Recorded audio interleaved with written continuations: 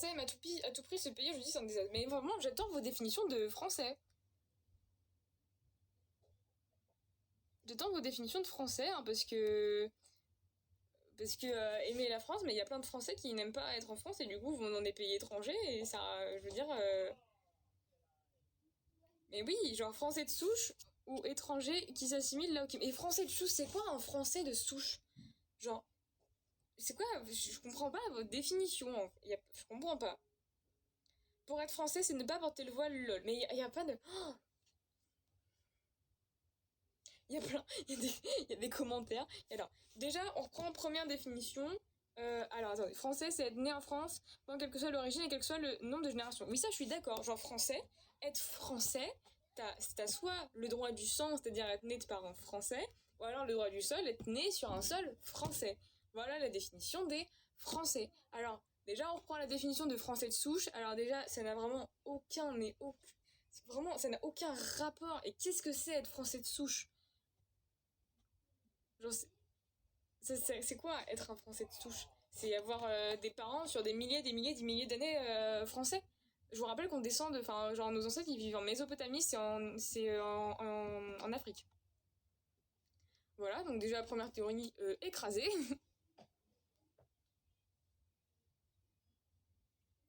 Un Français de souche qui vit. Oui, mais c'est quoi un Français de souche? Genre, ça veut dire que la première personne sur la Terre qui est arrivée était française et que tu descends de cette première personne arrivée sur la Terre.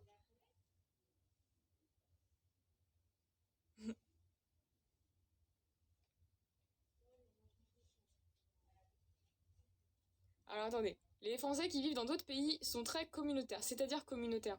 Genre communautaire en mode l'Union Européenne.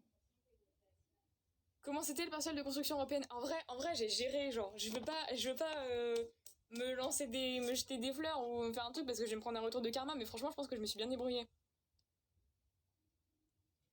Mais c'était chaud. En vrai, il y a des questions, c'était dur.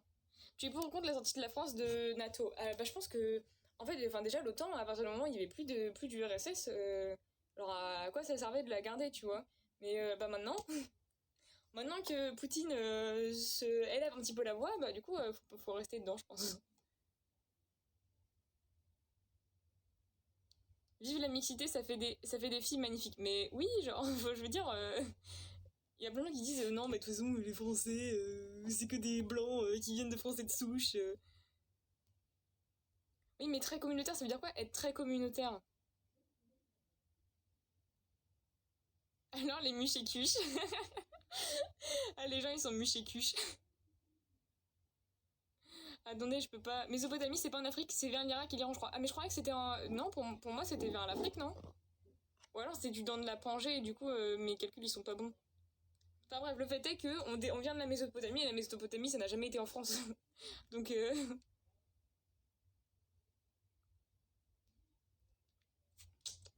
capiche à gueule, je te fais des bisous. Bon, attendez, je suis en train de lire les messages là. T'es plutôt pour l'État unitaire, le régionalisme ou le fédéraliste? Bon, en vrai, enfin, je suis pour ni l'un ni l'autre. Genre, enfin, ça dépend beaucoup de l'histoire de chacun. Genre, nous en France, on est unitaire mais assez décentralisé, et je trouve que ça nous correspond bien parce qu'en soi, on est un petit pays au niveau surface et qu'il n'y a pas besoin qu'on soit un truc hyper décentralisé ou quoi. Voilà, après les États-Unis, bah moi je pense que c'est bien justement qu'ils soient un État fédéré parce que les États-Unis c'est plein de petits États genre. Donc s'unir fait la force, donc voilà, ils se sont tous unis ensemble et au final ça fait un beau pays. Donc je suis pour ni l'un ni l'autre, en fait je pense que ça dépend vraiment de l'histoire de chacun. J'ai trop de messages, je peux pas lire. Pour les différentes matières, t'arrives à les distinguer rapidement, c'est-à-dire. Je suis en train de. Bon, il y a fédéralisme ou confédéralisme de l'Union Européenne. C'est un gros débat. C'est un gros débat. Moi, j'aimerais bien qu'on aille vers un fédéralisme. Après c'est sûr qu'il y a des pays qui peuvent pas, quoi. Il y a des pays qui disent non, genre c'est hors de question.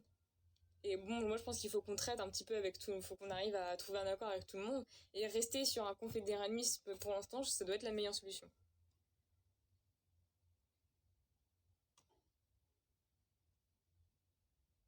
Voilà. Je voudrais aller à la Sorbonne en droit, j'ai 17 de moyenne, en général c'est possible. Bah en vrai, tente ta chance, y a pas de raison.